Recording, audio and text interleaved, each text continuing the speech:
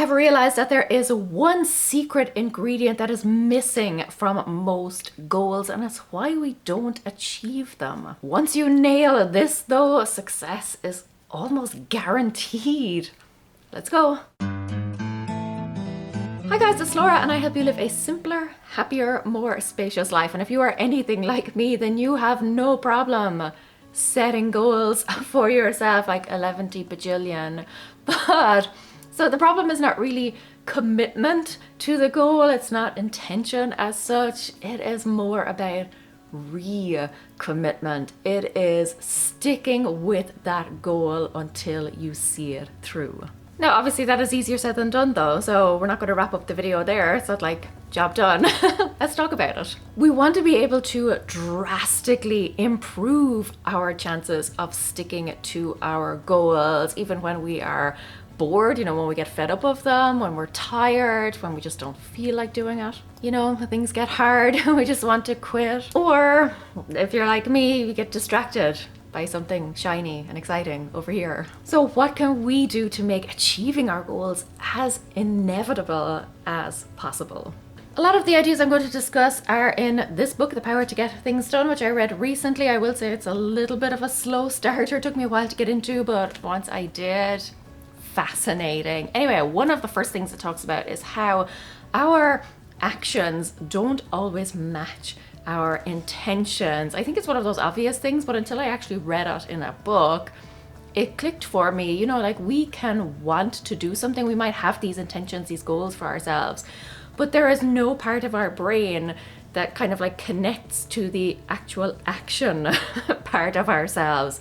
You know, like intending to do something, having this goal doesn't automatically mean that you will actually do the things you need to do to achieve that goal. We can intend to do something and still somehow end up doing something else. And the reason for that is because we are not motivated by our intentions. We're actually more motivated by our feelings. We're more motivated by what we want to do, even if that completely contradicts what our intentions are. So when you are setting a goal, it's really important to think through all of the ways that you could achieve that goal, because usually there are more than one, and you choose the ones that are most appealing to you, the ones that you think you would actually want to do, or at least want to do a little bit more than the others. And I will say here, choose those even if you don't think they will be as effective as some of the other things. So for example,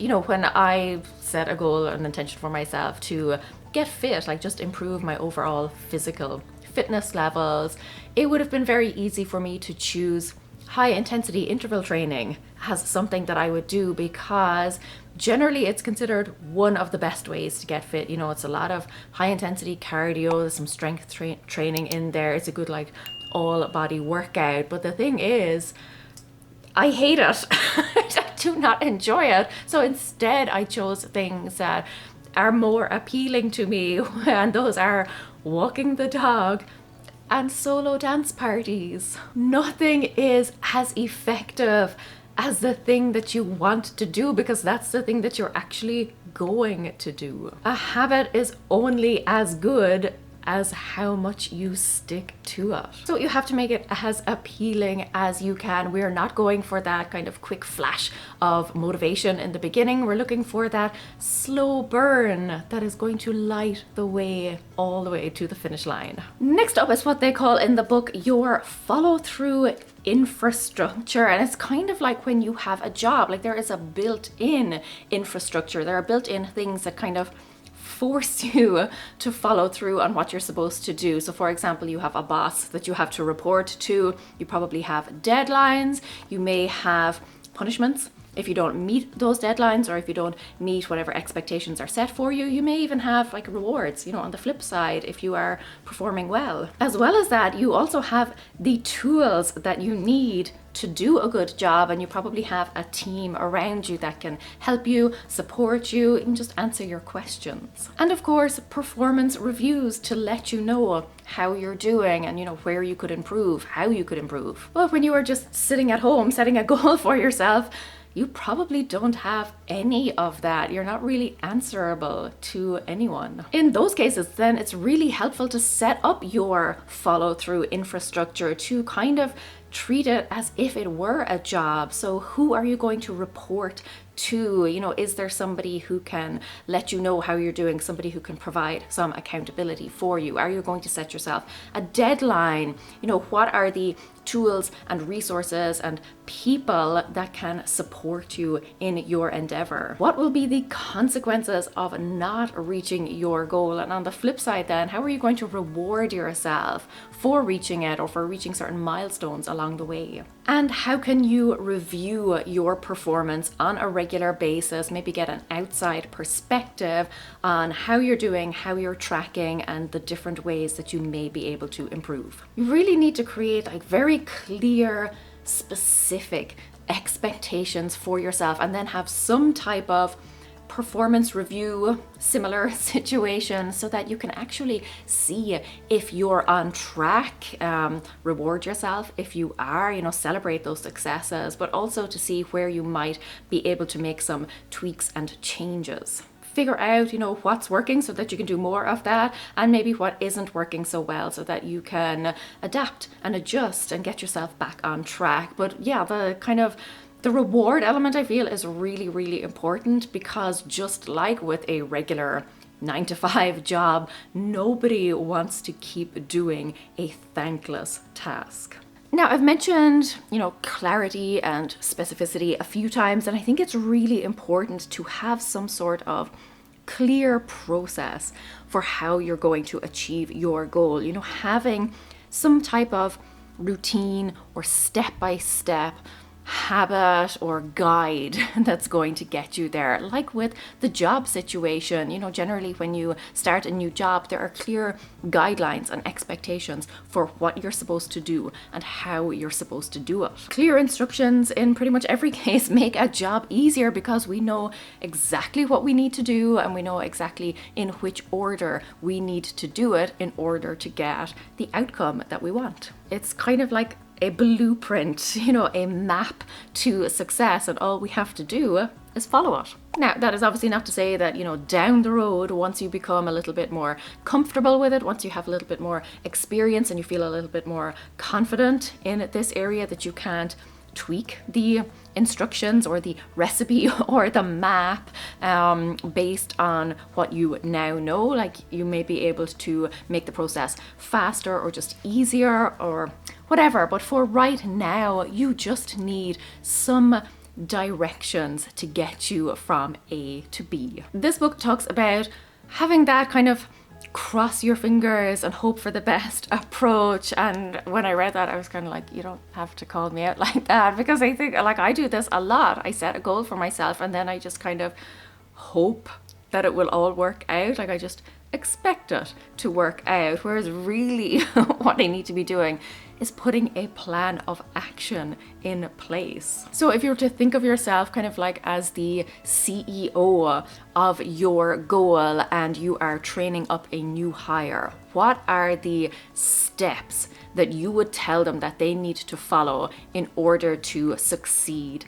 at this goal? What would you have them do, and how could you make that as appealing as possible so that they actually, you know, feel okay about sticking with that and they're not just going to like run away, get a job doing something else? Don't rely on willpower, rely on a routine. The next concept in the book, and it's one that I really like, it's called walk, not wobble. The idea is that once you make a decision, you act quickly. You know, you decide what you're going to do, you commit to that, and then you take the first step. Like, you act immediately. You don't leave room for things like feelings to kind of creep in, you know, those I don't want to feelings, or I'm too tired, or I'll do it tomorrow feelings. No, those can derail you. You decide what you're going to do and then you do it. Now, that is not to say that you make fast decisions necessarily. You can, you know, weigh up the options, you can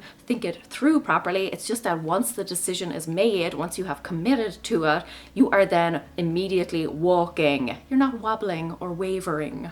The reason for this is that action builds momentum, which kind of then acts like a snowball, but it also builds experience and it builds confidence, which kind of in turn lead to this feeling of satisfaction. All of those things are going to make it much more likely that you will, after you have acted, continue to act, that you will continue to follow your goal, that you will take yet another step. Now, speaking of taking action and building confidence, one of the best ways to do that is by keeping your actions teeny tiny. Like really, really small. You want to make sure that you're leaving as little room for failure as possible, preferably none at all. So you decide what you're going to do, you commit to it, and then you just take action because it's easy. You make a promise to yourself and then you keep it. In the book, they kind of half jokingly say that you shouldn't promise yourself anything unless you are willing to take an oath like in front of witnesses. And even though it is kind of half a joke, I think it's worth keeping in mind because sometimes we take on things, or certainly I do, and I don't really put a huge amount of intention behind it. It's just kind of this thought off the top of my head, like, oh, I'd like to do that. But really get serious about whether this is something that is truly important to you. And I think the kind of under oath test is a good way to do that, or maybe it's just the former lawyer in me. But yeah, I just know that when I have taken on big goals in the past, or even small goals, but kind of I've done so half-heartedly, those are the ones that I inevitably fail at. And then, the next time I come to, I even think about achieving that goal, or, starting out on that goal achieving journey again, subconsciously I'm thinking, well, I failed at this before. Like, why would this be any different this time? Or I'm no good at that, or, that's a goal that I can't reach. And I am basically breaking down my self-confidence because I've kind of half-heartedly made this promise that really I didn't intend to stick to. And then when I didn't, like, surprise, surprise, I feel bad and I feel like I'm someone who can't stick to my promises because I haven't done it in the past. Like, I don't have a track record of doing it. Anytime we break a promise to ourselves, we erode our self-confidence, we erode our belief in ourselves, and that makes it harder then to step up to the plate next time. I think a lot of achieving goals, like a big part of it, is actually mindset. It is the belief that you can do it, and the kind of mental commitment and the ability to keep showing up. So you want to make failure almost impossible. Like, you want to make a promise to yourself that you're going to act, and then you take that small step towards that. You build your confidence just one foot in front of the other, and eventually you build up your confidence and you start to believe that really there is nothing you can't achieve if you just take one step at a time. Small steps are also important because you're more likely to actually do them. You're more likely to take a smaller step. So remember when we talked about making a task as appealing as possible? Like, nobody wants to take on a mammoth job. Small tasks give us easy wins, and those are the ones that we're more likely to chase. Your commitment will have some conditions though, and one of the biggest is that you cannot spread yourself too thin. You cannot take multiple steps in different directions. Now, as somebody who is very ambitious and wants like all of the things all of the time, I know this is really hard. So something that is helping me is kind of this visual of dominoes. So it's not that I am completely abandoning all of my other goals. It's not that it's not that I believe that I will never be able to achieve those. It's simply that I am focused on knocking down the first domino, knocking out the first goal that will then help me build momentum. So I am doing my goals sequentially, building up momentum, building up experience and confidence as I go. It's not, this is the only goal I'm ever going to focus on, or this is the only thing I think I can achieve. It's simply, this is the goal that I'm going to achieve first. Plus, when you're only devoted to one thing, it's much easier to focus on that one thing, to know what you're supposed to be working on. If you are juggling 10 balls, you can't keep your eyes on all 10 of them at once, whereas when you're only focusing on the one, when you're only throwing and catching one, it's much easier to know what you're supposed to be doing. And if you have to leave little reminders around the place, then so be it. If you have to cut out other distractions, so be it. If you have to put your phone on silent, if you have to, switch off all of notifications, or if you have to leave like a little note for yourself somewhere, or little reminders, like even an alarm that kind of goes off throughout the day, like whatever you need to do to ensure that your focus is just on that one thing. Be singular of focus and do what you can to maintain that all the way to the finish line. You also have to understand that all goals come with some sacrifice, and hopefully it's a small one, but if you are expecting ease and perfection and smooth sailing, then you're probably at some point going to be completely blindsided. And when the going gets tough, that's when you get going, because you just weren't expecting something to be tough. Whereas if you expect a few bumps in the road, maybe if you even prepare for a few of them, then you're much more likely to either avoid them completely and stay the course, or if you do get thrown off a little bit, you'll be able to dust yourself off. You'll know that this is just part of the process, and you will be able to get back on track. You will be able to recommit, which, as you know by now, full circle moment, is the secret ingredient to goal success. But if you need kind of a little extra shove to suck it up, get yourself to the starting line, then click this video. Until then, go raibh míle maith agaibh. Agus feicim mé sibh sé glua. Oh, drop the book. Slán.